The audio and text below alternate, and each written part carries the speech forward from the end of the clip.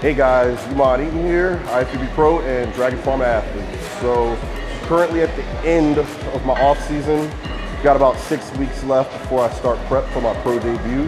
So I'm pretty excited about that. Today I'm going to be taking you through a pretty cool chest workout. Nothing fancy, but effective. This is going to be something that all you viewers at home can do in any gym. So stay tuned and I hope you enjoy it. First, my Mr. Veins. Start every workout with one large scoop of the Mr. Veins here. Never really been big in the stems. That's why I really like the Mr. Veins. Gives me a really good pump. Kind of makes you more alert, mentally stimulates you without the jitters. So this is my go-to for pre-workout. On leg days, I might add a scoop of Venom because I need that little extra pick-me-up. But just one scoop, BCAAs and creatine, and I'm ready to go. So, all right guys, so first exercise, today's workout is the incline cable fly.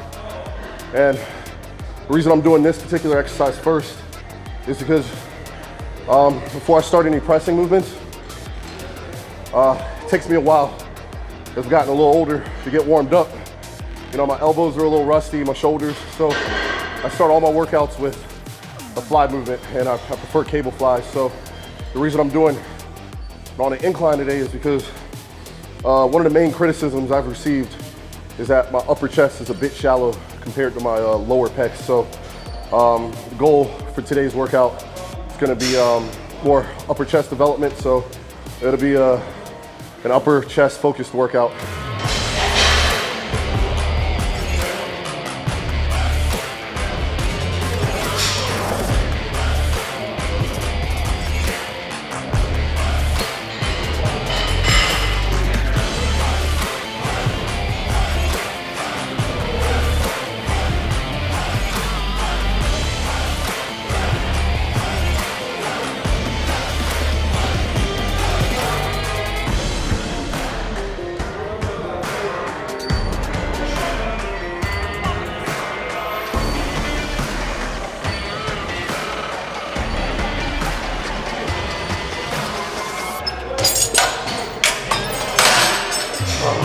All right, so that's my second set.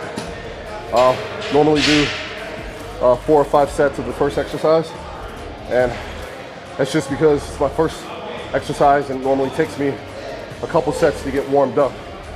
Every exercise from this point on will be about 3 sets. I don't usually do more than 3 sets per exercise once I'm warmed up, but the first exercise usually get 2 or 3 more sets in.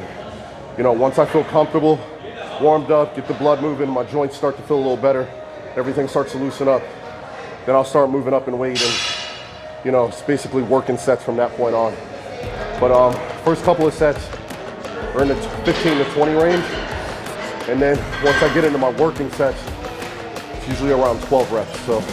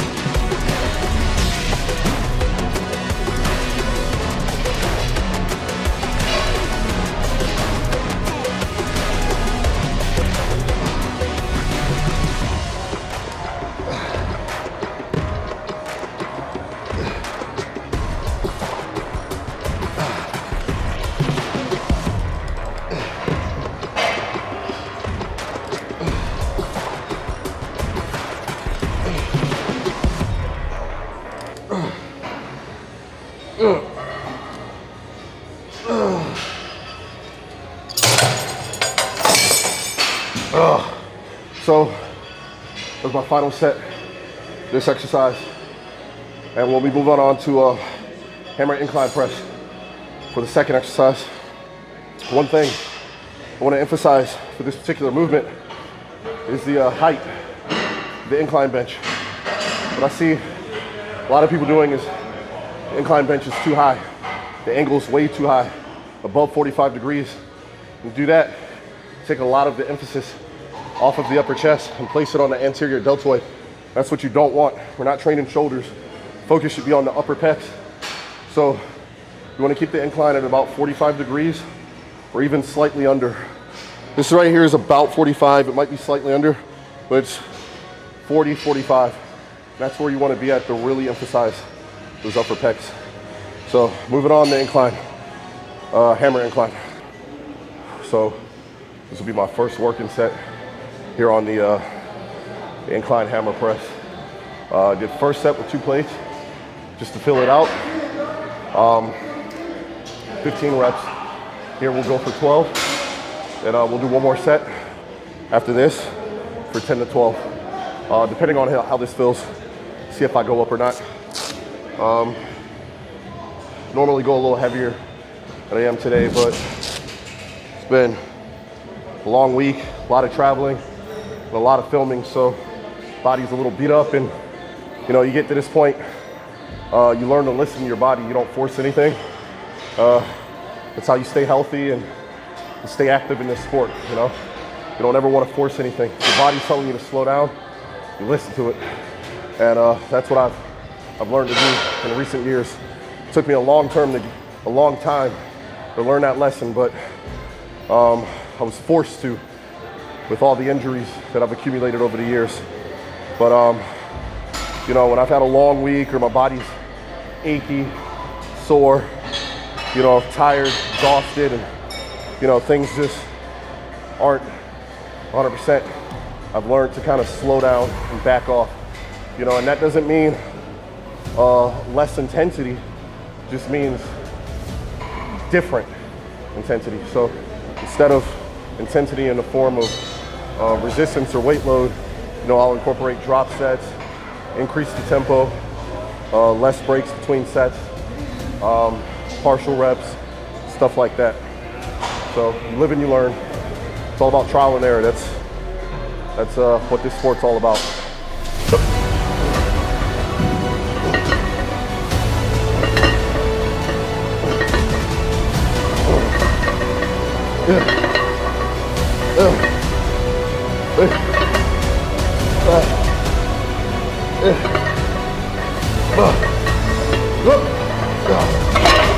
Got it. Thank you.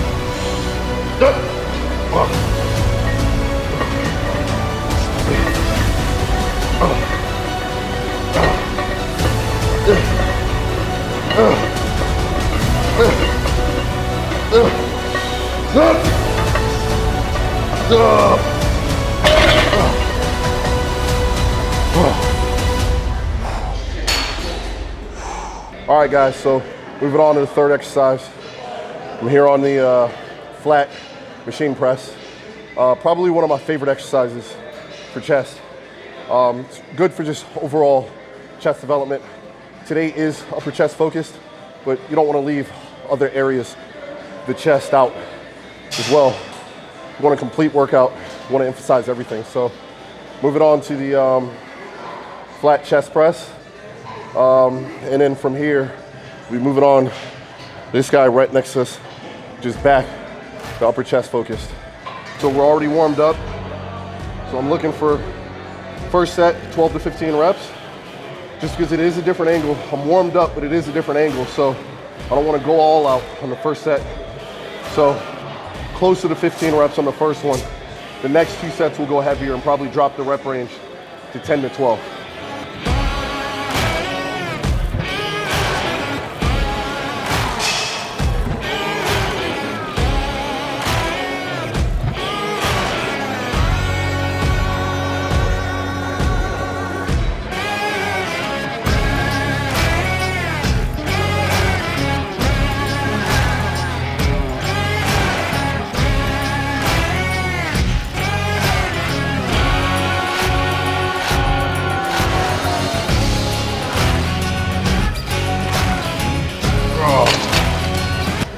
All right, so that was the first set, 15 reps. Increase the weight on the next two. Probably get 12 on the next set. And the third set, 10 to 12 range.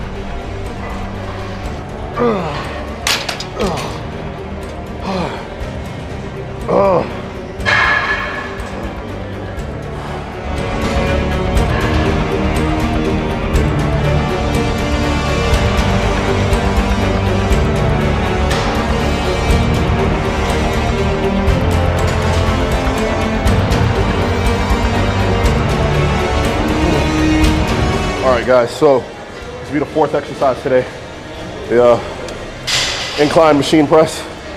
Another one of my favorite pieces in the gym. Very similar to the flat press, except upper chest focus. There's really nothing else to say. This one, the angle really all depends on seat position. You don't want the seat too low, because then, just like we discussed on the first exercise, going to be getting more anterior deltoid recruitment. So you want to position the seat perfectly so that the focus is on the upper pecs and less on the shoulders. So you know, every machine is going to be different. So it just really depends on what you have available at your gym. But just make sure that you're training and focusing on the upper pecs and not the shoulders, okay? It's very, very important. That's what a lot of guys do in training upper chest, and they wonder why they're not getting the development that they're looking for. It's because the incline is too high or the angle's too high. They're training more shoulders than chest. So just be mindful of that, guys.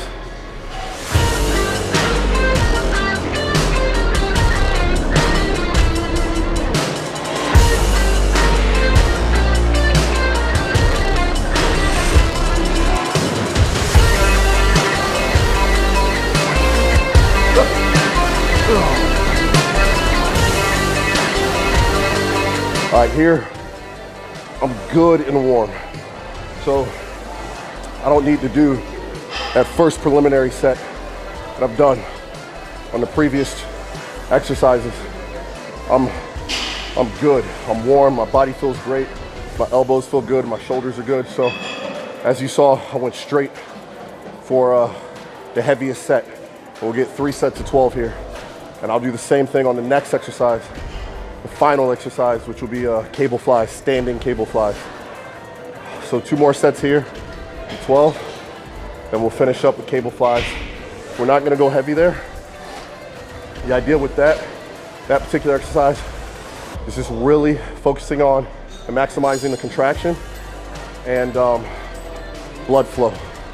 More blood equals more oxygen and nutrients, and that equals more growth. So the more blood, more growth potential. So try to end every workout, doesn't matter what I'm training, with a pump exercise or a blood flow exercise. Just get some oxygen-rich blood flow in there to help disperse some of that lactic acid, ammonia, and other toxins that's built up, you know, as the training session is continued. All right, second set, guys.